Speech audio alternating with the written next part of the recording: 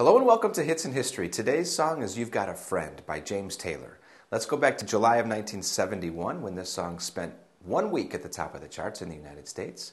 But first, what else was going on around the world? Well, Jim Morrison, remember the lead singer of The Doors, died. He was only 29 years old, found dead in Paris. And the head of state of Spain, Francisco Franco, designated Prince Juan Carlos as his successor. Now, when we talk about this song, James Taylor, of course, we're talking about a very famous, well-known singer-songwriter. He was born in Boston, Massachusetts. He comes from a very musical family. His mother was a lyrical soprano, and his father was a doctor. But both of his brothers, and in fact his sister, all released albums. So they're all very, very good musicians. Now, as children, they all spent summers at Martha's Vineyard in the United States. And this is where James Taylor met a good friend of his named Danny Kortchmar. When they were 15 years old, they realized how much they loved music, and they formed a group called the Fabulous Corvairs.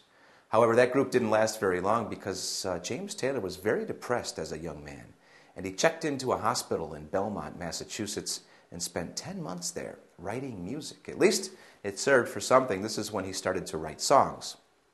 After that, he joined Danny again with a new group. That didn't last very long again because James Taylor became addicted to heroin.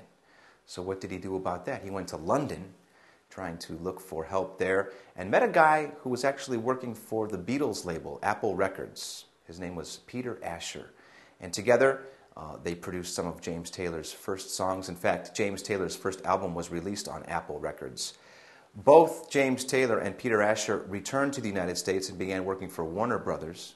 And this is where James Taylor became very successful with this song, You've Got a Friend. In fact, this song was not written by James Taylor. It was written by Carole King.